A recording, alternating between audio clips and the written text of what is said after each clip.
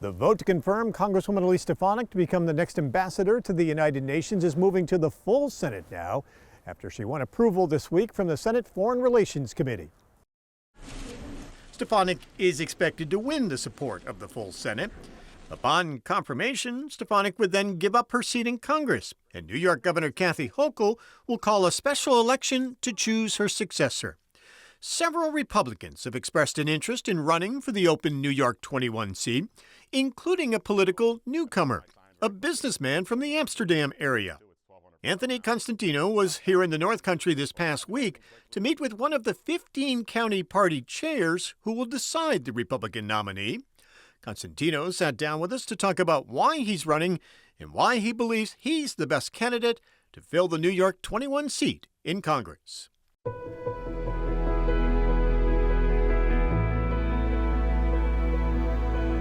One of the Republicans who is running for Congresswoman Stefanik's seat in the U.S. House is Anthony Constantino, a businessman from Amsterdam. Welcome. It's nice to see you. Happy to be here. You put your name out there almost immediately after Donald Trump nominated Elise Stefanik to be his ambassador to the United Nations.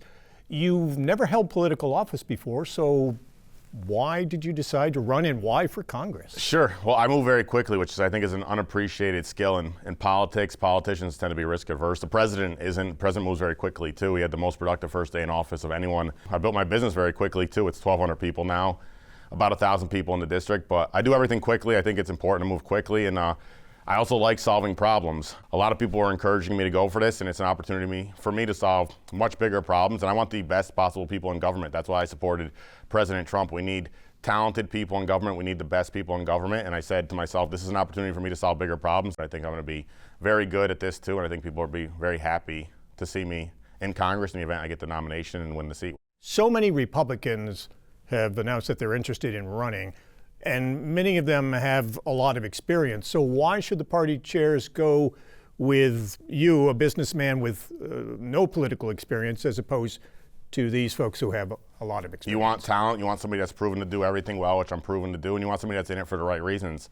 And I'm in it for the right reasons. One thing I learned about politics very quickly, I think President Trump saw similar things, is you want people in politics that don't need the political job. I don't need the job, I want the job because I can do a good job. But most politicians, they need the job, and it's fine. Everybody needs jobs. They need to take care of their families. And so politicians tend to be risk averse, and they have to think about themselves before they think about people because they need the jobs. Most of them can't exit politics and find other careers. But President Trump has a great life for himself outside of politics. He's in it for the right reasons. I'm in it for the right reasons too. I think that's a big reason. I also see the problems. I was one of the first people to identify the biggest problem in New York is that people are leaving. I've been talking about all the issues, I think, better than anyone else. The biggest issue in New York is that people are leaving. We got to get people to come back to New York State. We've already talked about other major issues as well, like bringing cellular service and high-speed internet to the district, which desperately needs to happen. It's a no-brainer, and it's obvious, quick return on investment. I think I could work with the president to get that done. And the border, I know the border better than anybody. People are leaving Central and South America. They're flying up to Canada, crossing illegally and freezing to death. We have to stop this. I'm going to be the best at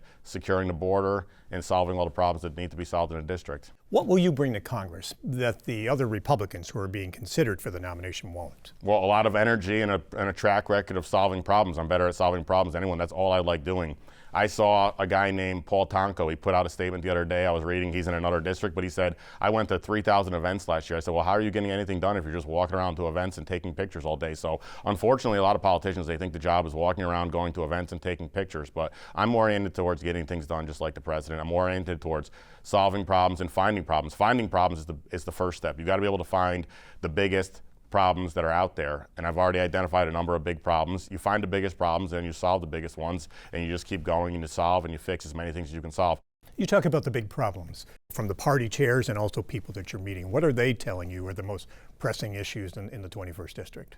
First of all, we got to get the party working together to be able to service the people. Number one problem is we're under the boot of the Democrats. We got to start making the Democrats feel threatened so that they play ball and they listen to us. And then obviously we have to secure the northern border and we have to support our farmers. But we have to pass a farm bill and support the farmers in a way that benefits all farmers equally. I don't like the solar lottery. I call it the solar lottery. Somebody said to me they put these solar panels on farmland. We have finite farmland. We have infinite rooftop space. Why are we putting solar panels on farmland when it can go on rooftop space? And somebody pushed back and they said, well, those solar panels benefit the farmers when they get them. I said, yeah, it benefits the one farmer who gets the lottery ticket and gets the solar panels. The rest of them don't get it. So I like treating people fairly. I want to do a farm bill that supports all the farmers equally. Let me ask you about your relationship with President Trump.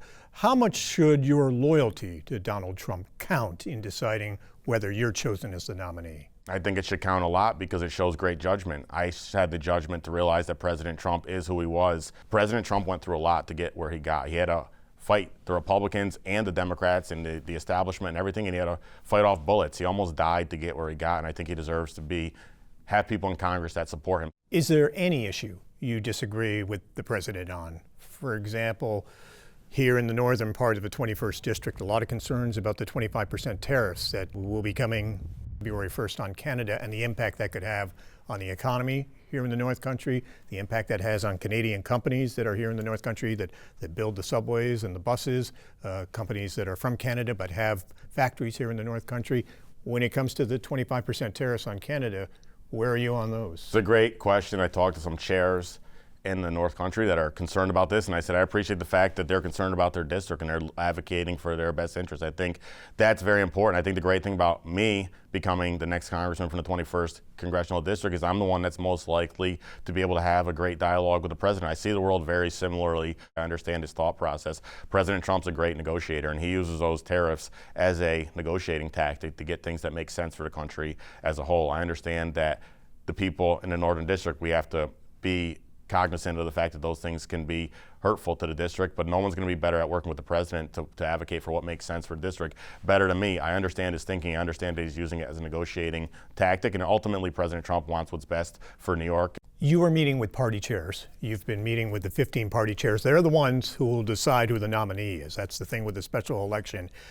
You don't appeal to the voters until after you're the nominee. Then you go out and you have a relatively short election, and that's when you reach out to voters. So right now you're reaching out to the party chairs. Have you been able to talk with all 15 party chairs, and how's been the reception? I've spoken to the Republican and conservative, many conservative party chairs as well. I've spoken to Chairman Kassar and Chairman Cox and just about everyone there is to speak to. It's a lot of people to talk to, and I think the reception's been great. A lot of people like what I have to say, and they like what I'm doing. You know, I'm doing everything I can to demonstrate my skills and ability to the chairs and to the voters. I think it's important that the chairs pick the most talented person. I think I'm it, and I'm also going to be the most likely to hit the ground running. When you first started running, you reached out to advisors of President Trump. What's been the reception from them, and how much influence do you think they may have in deciding which candidate is going to get chosen here?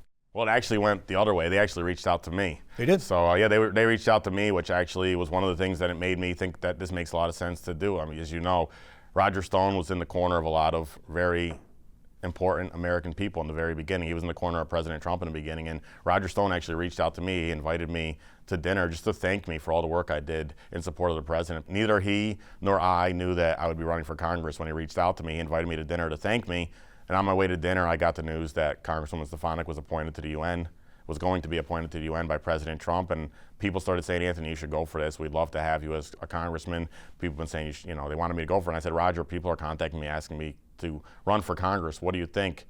And he, without even hesitating, I'd only known him for a short amount of time. He didn't hesitate at all. And he said, I think it's a great idea, and you'd have my full support if you do it. There has been some reporting that after meeting with the candidates, the party chairs in the 21st District kind of narrowed down a list and came up with a couple of front runners. Do you believe that's the case, or do you think this is still wide open, and are you still appealing to the party chairs? Oh yeah, sure, for sure. I'm actually meeting with a party chair today, and there was something done, but 47% of the 47% of the district was not included in whatever happened there. So I don't know what people are doing with that vote. I talked to a number of people that said that shouldn't have been published, including a number of chairs that said that shouldn't have been published because 47% of the district wasn't included in those discussions. The only thing I can say is I've been having great conversations with a number of the chairs. I don't know what happened with regards to that particular situation. Anthony Constantino, thank you so much for taking the time to be with us. We appreciate it. Thank you.